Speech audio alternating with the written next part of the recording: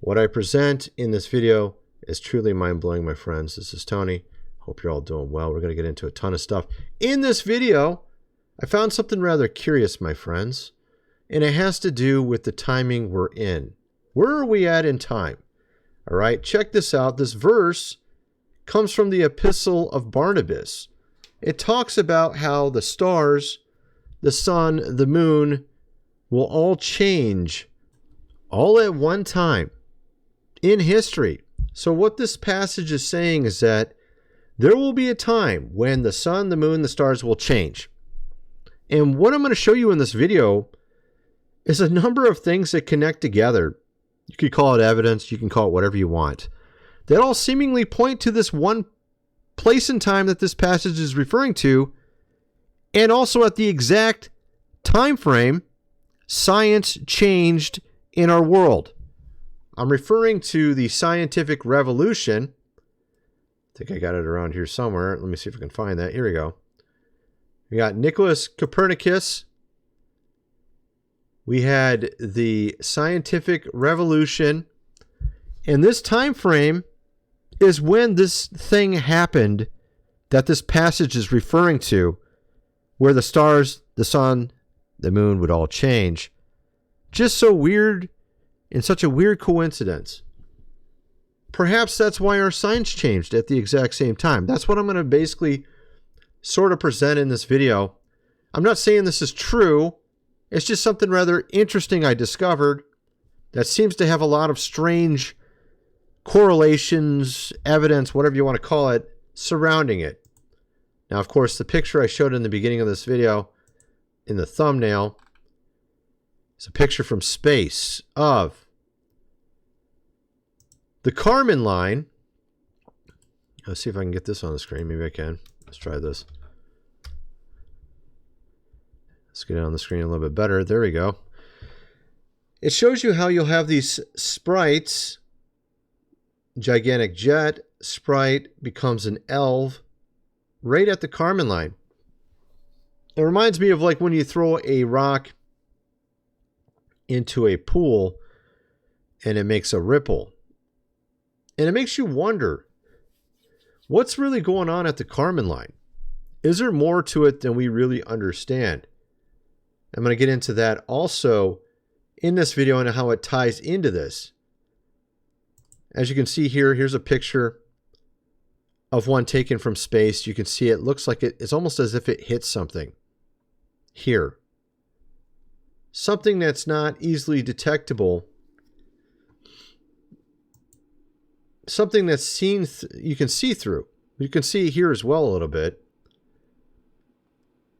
And it's very interesting. We're going to get into this and much more. And we're going to first start off with dating and the timeline we live in. What if we've been taught something that's not true? Let me show you something rather curious. Now, I'm not saying this is true. This is just an interesting little theory that I've found a number of little evidences that back it up. Now, they tell us that we're living in the year 5785, according to the Hebrew calendar. There's supposed to be 6 days in a week. According to the apocryphal text, it says that he comes back on the seventh day, which of course would only be, according to this number here, about 215 years. Assuming that this is even accurate, which, by the way, it's not. This is the AM3 calendar. They act like it's the AM1 calendar. If you go to Google and try to find the original AM1 calendar, the AM1 calendar, you will not find it. But interestingly, if you look at Flavius Josephus, if you look at the Septuagint, Greek Septuagint, you look at all these ancient writings, they all agree on the timeline, and it's not the same one we're taught today. Matter of fact, you will not find the original timeline anywhere. Matter of fact, let me show you this. I did numerous searches and it won't show it. So if I type in Hebrew calendar year, they'll show you the Masoretic calendar year, which is an errored calendar year. I'll show you the error right now. So this is the calendar they show you. They show you a calendar where after the flood, the sons die before the fathers. You see this? These are the generations coming down to Jacob. And notice, Melchizedek lives all the way to the time of Abram, or Abraham. Now look at the original timeline from the Septuagint. It looks a lot more correct. You can see the Father does not live longer than the Son. See how that works? It's because they removed a number of years from the Hebrew Masoretic on purpose. And they didn't tell you this, and most people have no clue about it. And when you try to find the Septuagint's time frame, it will give you the wrong one still. Calendar of Septuagint current year, it will give you AM 5785, which is not actually correct at all. The Septuagint's time frame would be about 7,000, I think it's about 7,500 approximately, 7,400, somewhere in there. I don't have the exact number in front of me right now, but there's a lot of people that argue over it. But it's basically, it's over 1,500 years after this. Okay, it's over that.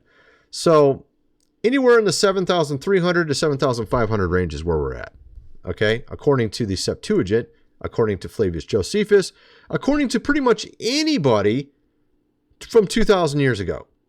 Any single person, if you went to any historian back then, they would tell you the time frame. If you went back to 200 AD, they would tell you the exact same. They would all agree. They would all be in agreement, and it would not be the one they tell us today. This one is not.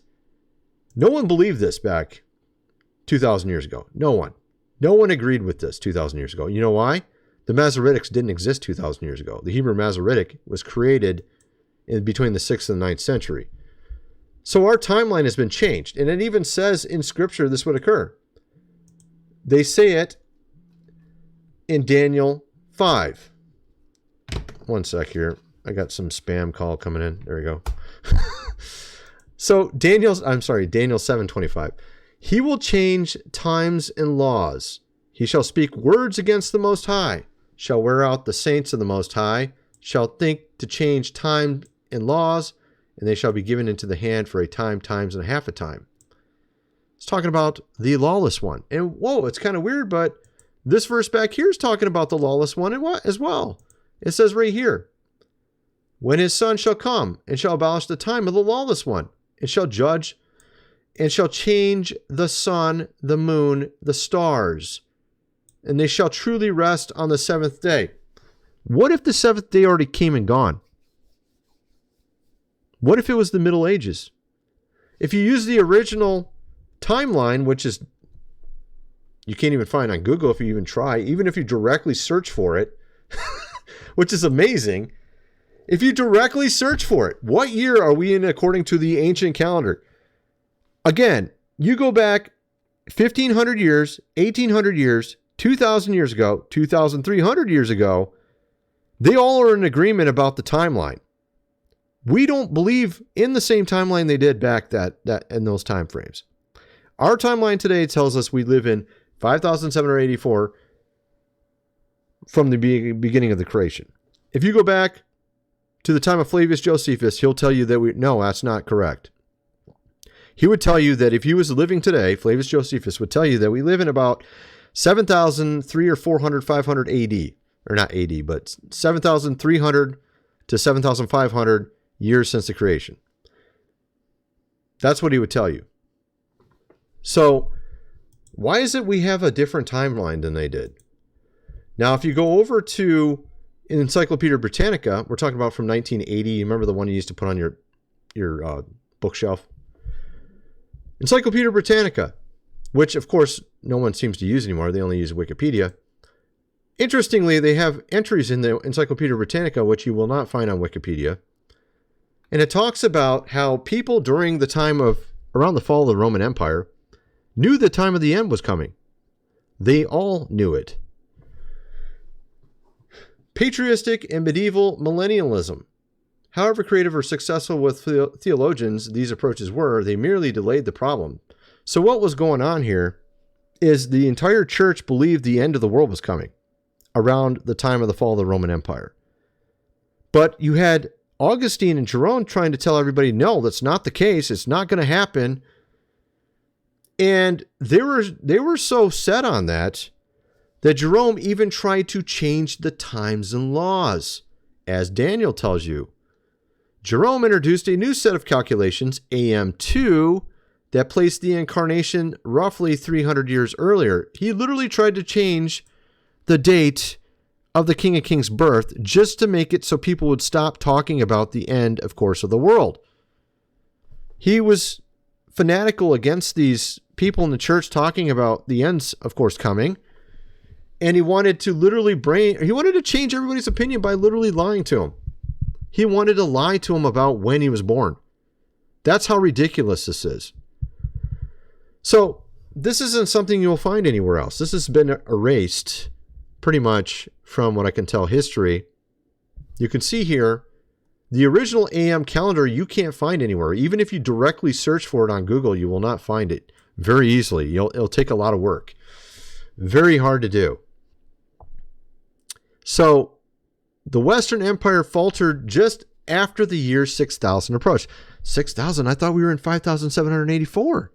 They're talking the Roman Empire back in 500, 400 AD. 400 AD, they were already at the year 6000 AM since the creation. Could the fall of the Roman Empire be when the lawless one came? Now, I'm not trying to get into all this, but I have to kind of present what I want to present here. Because the lawless one, I think, was Pope Sixtus III. His name means Pope 6 and another 6. No one seems to know about this man either. But he existed at around 440 AD. And I've shown this before in other videos where I actually go through and show how Revelation was actually fulfilled partially by these Germanic tribes conquering Rome. 3 different Germanic tribes conquered Rome. I'm just trying to set the stage with this whole thing, my friends. The whole idea or the concept I'm trying to bring across, I'm first trying to kind of get you guys to understand where I'm going with this. So, what if science changed during the time when something else changed? So, before the end of the Middle Ages, before 1440 AD or whatever you want to call it, Christopher Columbus and the scientific revolution, all this stuff. Before that happened, they had a completely different science. And then after that, they have a new science that everyone today believes. Okay, you see what I'm getting at? So science changed around the time of the end of the Middle Ages. Also, strangely, according to this verse, when he does come back and he gets rid of the lawless one, the sun, the moon, and the stars change also. Well, that might explain why the science changed. If the sun and the moon and the stars changed, well, then that would make a lot of sense that the science would change around the same time, wouldn't it? Isn't that a little strange? I thought that was a little too strange to just ignore. So, what I'm trying to get at with this whole thing, the scientific revolution was 1543 with Nicholas Copernicus. Now, where he got his ideas from were not from looking through a telescope. Or maybe a little bit of it was. Part of it was. But part of it was reading the Emerald Tablets of Thoth, which are some ancient Paleo-Hebrew-Phoenician tablets that were in the Great Pyramid, written allegedly by some sort of being that was the son of another of course, human being. Okay? Talking about some sort of other realm underneath the Great Pyramid. Okay, this is a little out there. But this was written in Paleo-Hebrew on an emerald tablet. Okay? Now, so my point is, let me just show you this, because I said I was going to pull this up. I pulled it up here. I got it right here. So I mentioned about the fact that Revelation is actually fulfilled, part of it, during the fall of Rome. I showed you how a lot of people back in that time frame believed that's when he was coming back, was around the time of the fall of Rome. Actually, most people in the church were believing it was around that time because they knew the timeline. They knew it had been 6,000 years almost since the creation. They knew the apocryphal texts all say after the 6,000 years come, that's when he comes. Right? So then he sets up his 1,000 year, which is 1 day. 1 day is 1,000 years. Day of rest. The Sabbath. Okay? Now, Jerome knew this. Augustine knew this. And they were trying to convince people it wasn't true. What's really curious is St. Augustine is the father of theology for the Protestant and the Catholic Church. That's kind of weird. Jerome and Augustine were trying to convince people he wasn't going to come back soon during that time. They even tried to change the times and laws, and Jerome did. He's the one that wrote the Latin Vulgate, by the way. And this stuff is hard to find. I mean, I had to look at the Encyclopedia Britannica to find this stuff. You ain't going to find it anywhere else almost. You have here these Germanic tribes that conquered Rome between the time, and actually here, I'm going to show you this in a second. One second, I'll show you that. What is it, like 419 to 475 or something like that? Let me see here. Whoops, Germanic. Okay, here we go. I think the first one, yeah, here we go. 410, Rome was sacked by Alaric, king of Visigoths. In AD 455, it was sacked again by the Vandals. Finally, Odosier, leading a tribe of Germanic peoples originally loyal to the emperor, basically conquered and sealed the fall of Rome in 476 AD. So between 410 and 476 AD, Rome was completely conquered. Interestingly, these three Germanic leaders all gave their power to one man, the Pope. And it says right here, while I was considering the horn, suddenly another horn, a little horn, came up among them. And the three of the first horns, the three Germanic leaders, were uprooted before it. And it had a mouth that spoke arrogantly. Daniel 7.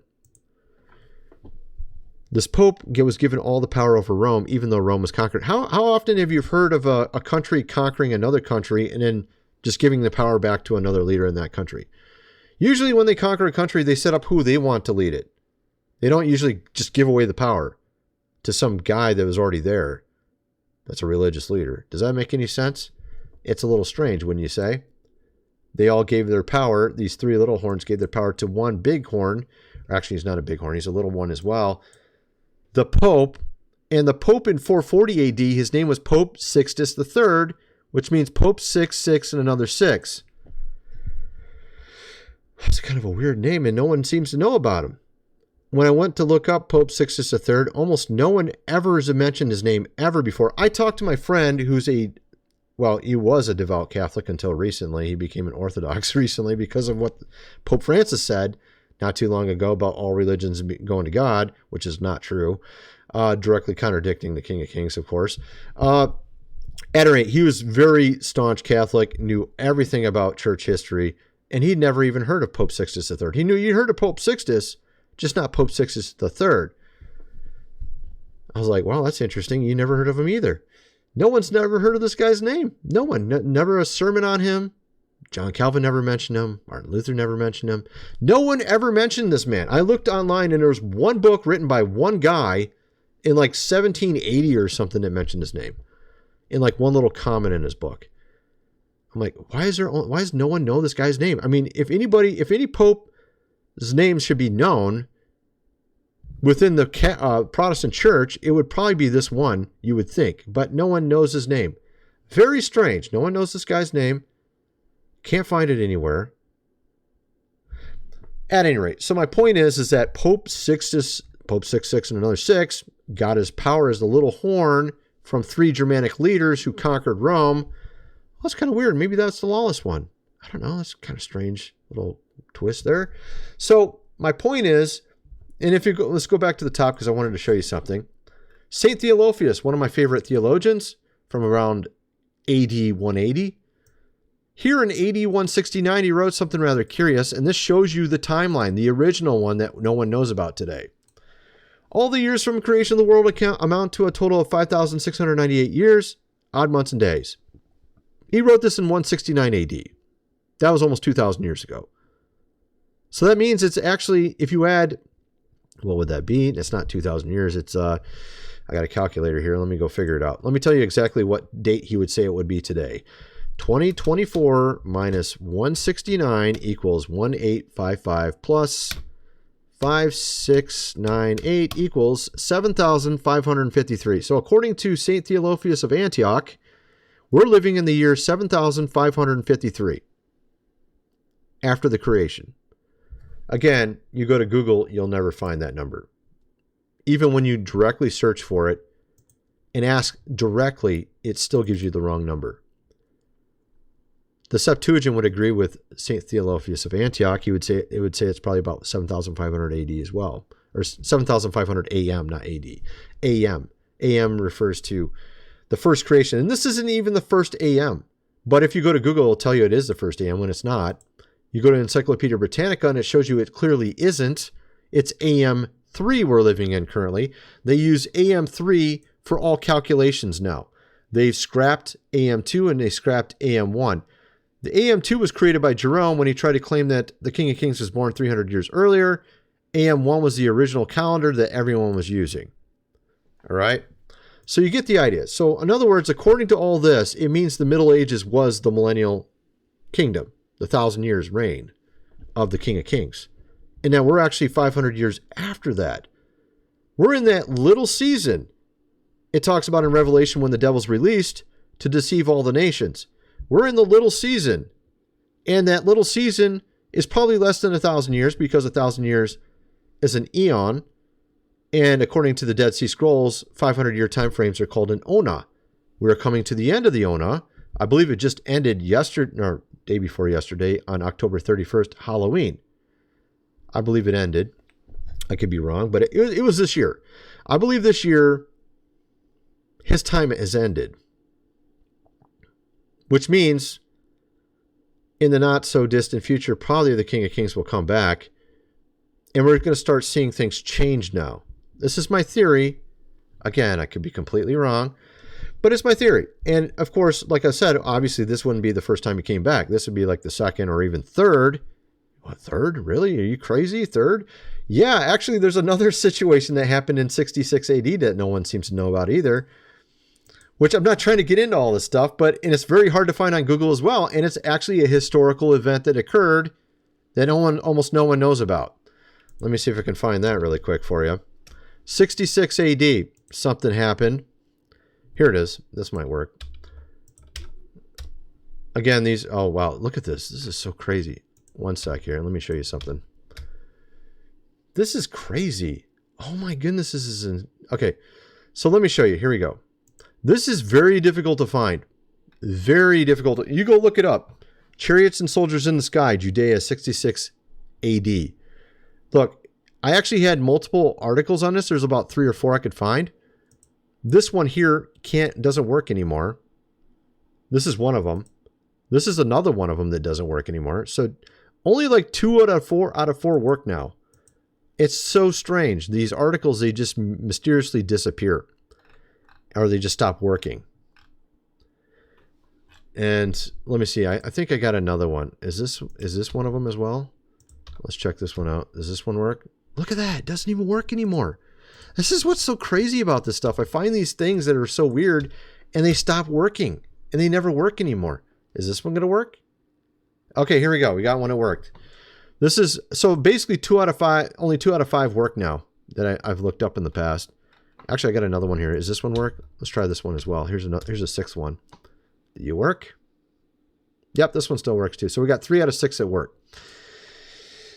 The Son of Man was literally seen in the clouds AD 66. This is written by 3 professional historians. No one seems to know about this. Very strange. How does no one know about a Pope 6 and another 6? How does no one know about a historical event of chariots in the clouds written by 3 professional historians in the ancient time and no one knows about it? Can you explain that one to me?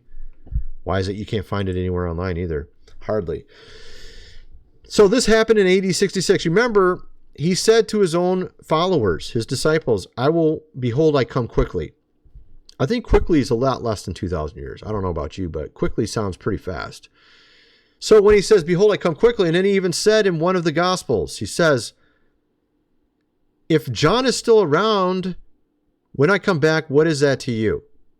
Well, that sounds like he's probably going to come back pretty quick if John's still around, right? All the other ones are gone except for John, which mysteriously, of course, he wrote Revelation very late. And perhaps he did come back when John was still around. in AD 66 in this historical event written by Flavius Josephus, which no one knows about. The timeline that Flavius Josephus espoused, which, again, you can't find anywhere online. Very strange. I find this all very strange. And I'm not even getting to the part of the video I want to talk about yet. This is just setting the stage to what I want to get to, which is kind of crazy if you think about it, because it takes so long just to set the stage even. Someone was seen literally in the clouds in AD 66. No one knows about this. Very strange. Historians, first century Jewish historian Flavius Josephus describes a heavenly army in the clouds, much like the army of Revelation 19. This event recorded by other historians, Tacitus one of them. First century historian Tacitus also mentions the event in the sky appeared a vision of armies in conflict of glittering armor. Pseudo Hegesippus also describes the coming on the clouds with mighty angels at the time when he writes, a certain figure appeared of tremendous size, which many saw, just as the books of the Jews have disclosed. Before setting of the sun, there were suddenly seen in the clouds chariots in the clouds and armed battle arrays, by which the cities of Judea and its territories were, of course, invaded. Other ones wrote as well. Historian Sefer Yosipion expounds upon the angelic army in the sky of AD 66 by saying, moreover, in those days were seen chariots of fire and horsemen, great flying across the sky near the ground, coming, of course, against Jerusalem. Well, that's kind of strange. Why does no one know about this? Could he have come back for his own, like John, early on, and took up just his followers and whoever was there at the time?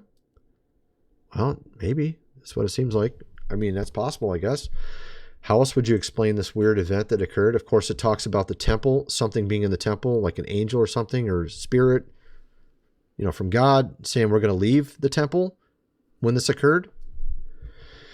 No one knows about this. Kind of strange. Why does no one know about this? Maybe we are in the time when he deceives the nations. No one knows about any of these things that occurred in the past. It's in history books. You can go read it. Just no one reads history books anymore. They just read Google and watch videos like me. Although I'm the weird guy that actually looks into this stuff and finds it. While everybody else says, he's crazy. What is he talking about? Why are you listening to him? Well, there's actual historical books that say this. You guys are just ignoring these historical books, I guess. I don't know. Scientific revolution happened right after the millennial, of course, or medieval ages, I guess we call it. And again, like I showed you earlier, it says the sun and the moon and the stars will change. What if they did change? No one ever asked this question, did they? What if they did change? Maybe that's why they had a different science after the Middle Ages. Isn't that crazy? Then we had the Age of Enlightenment. Ye shall become gods. Just like in the garden, my friends. Now remember, something that a lot of people don't think about is during the millennial, of course, kingdom, assuming it did happen back then, between 500 and 1500 AD, assuming that occurred, we also read in the text that the devil is locked up for 1,000 years during it, and then he's released right afterwards. So he would have been released around the end of it, which, of course, I had a dream about this about 2 years ago at this point. I've talked about it numerous times. I think it was around the time of Joan of Arc he was released. And I don't want to get into that whole thing, but I cover it over on my website, GR Videos. I actually go through my dream and talk about it. It was like a while ago. It was like 2022, I think I had the dream. See if I can find anything about it here on my website. Let's see. Let's go back. Where is it at? I know it's around here somewhere.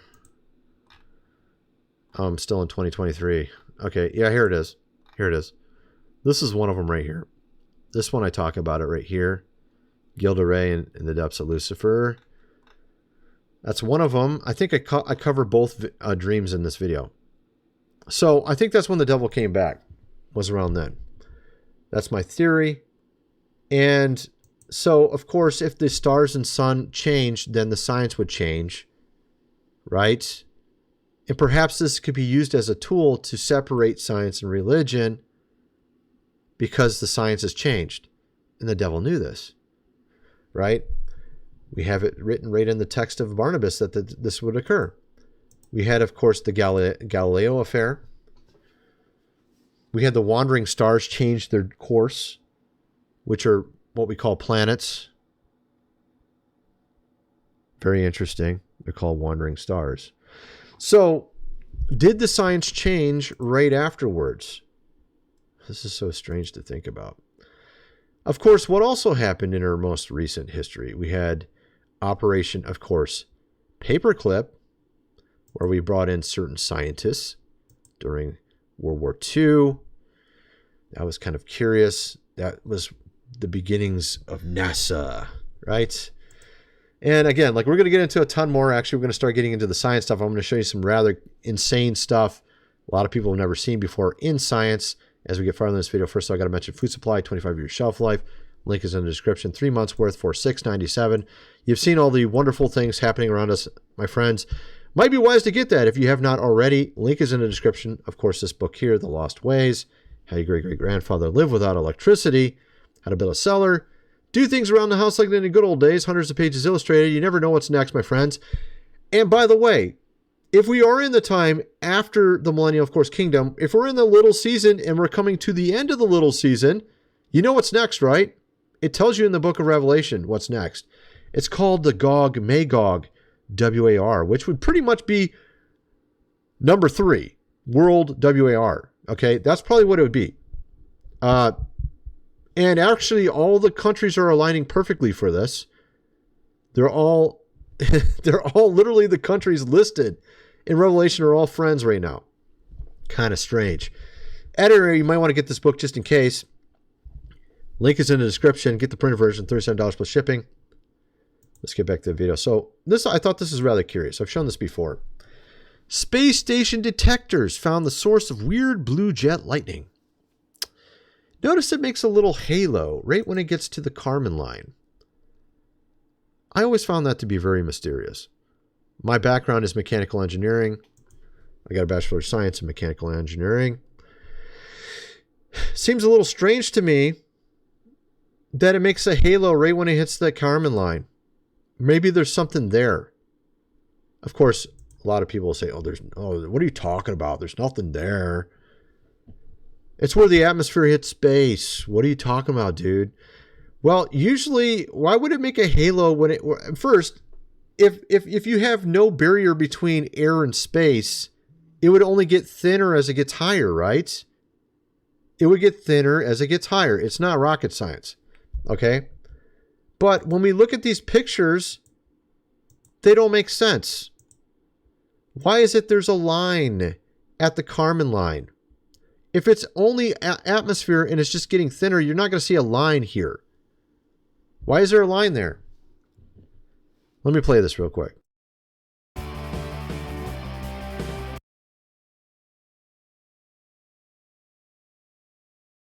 can see there's a line at the Karman line. 100 kilometers up. Now, of course, I'm curious if what we're living in is something similar to a simulation. Not a literal The Matrix with Keanu Reeves simulation, but an actual simulation created by, of course, God. You saw that one movie. Oh, what was that name? My son just watched it recently too. Jim Carrey's in it. Movie set. Movie set. Yeah, here we go.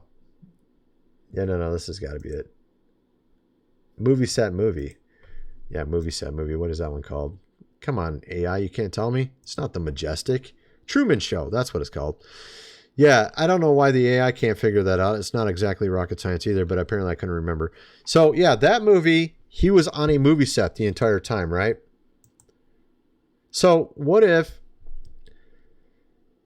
It is curious that they brought these scientists in from, of course, Germany, right? Back with that certain operation I mentioned earlier. Where's that at? Right here. These scientists were known for not building rockets, but actually for making people believe things. That's the kind of scientists they were. Psychiatrist types, psychologists. How to convince people of believing things, right? That's a little strange. Why would they bring those people in there? Yeah, they're not all a bunch of rocket scientists that were brought in. Some of them were, some weren't. A lot of them weren't. So I thought that was really curious as well. Elon here talks in one, I think, is this a TED Talk? No, this is Recode. It's called Recode. Someone asked him, are we living in a simulation? He thought, yes, we are living in a simulation. What if what we're seeing in reality is not exactly what we think it is? Like when you make a video game, like let's just take Grand Theft Auto, for example. It's not like they build the solar system, they zoom in on Earth, and then they build a city, and then you're playing Grand Theft Auto in that city. They just build a city and make it mimic, all the things like gravity and the sun revolve, the Earth revolving around the sun, all that kind of stuff. They mimic all that stuff. They mimic it because it's a video game. It's a simulation. You see what I mean? So I'm curious if there's something going on with this line, right? And what I'm saying is, you can see here with this picture, something hitting the line. And if you look at sprites, they make these also. They make these halos. And this is basically energy hitting something else above it. Also, I've shown this before, but you can actually prove there's something up there another way. Let me show you that. Where is it at? I got so many windows open like usual. Here we go. Actually, I'll talk about redshift in a minute. If you want to make a rainbow inside your house, it takes two polarizers. It takes the water and it takes the mirror. You see, he's got a mirror in here and he's got water. That's how you make a rainbow. And it requires two polarizers, the water and the mirror. So like if you have a spray bottle and you go in front of your mirror, you can see a rainbow in your house. But if you do a spray bottle just in your house, you won't see a rainbow. But if you go outside with a spray bottle and spray, you will see a rainbow. Why do you see a rainbow outside, but when you're inside your house, you don't see one unless you're in front of a mirror? It's because there's a second polarizer above us we don't know about.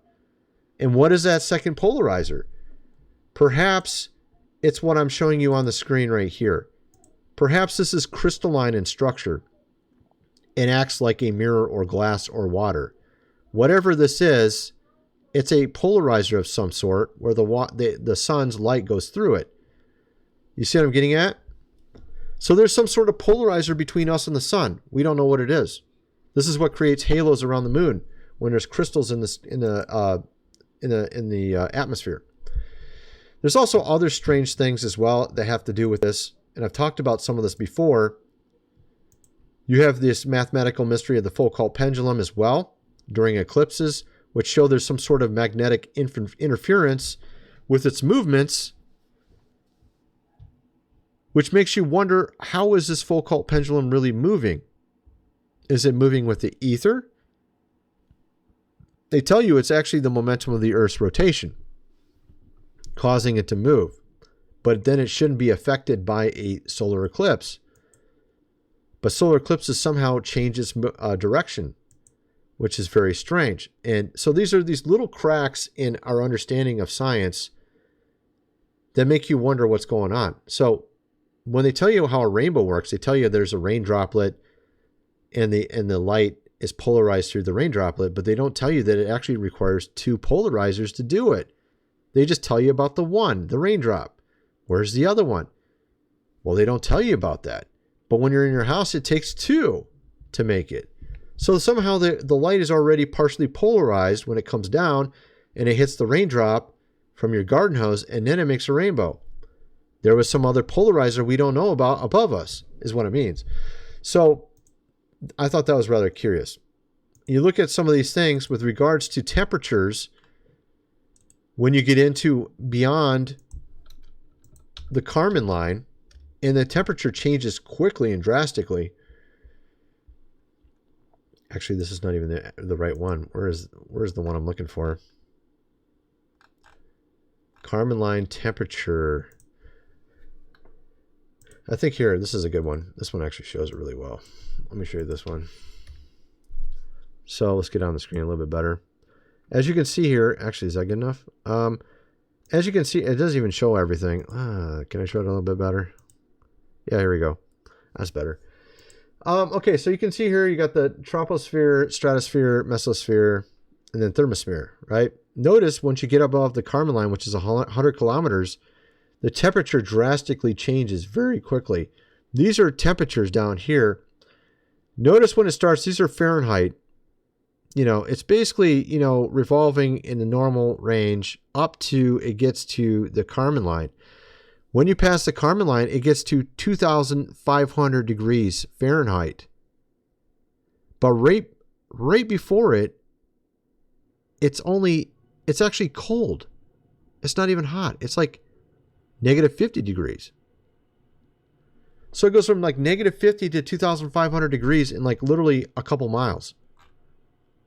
That seems a little strange as well. Anyway, I could get into a lot more. I'll get into more on my other video. I kind of want to know what some of you guys think. Let me know in the comment section below. Thanks for watching.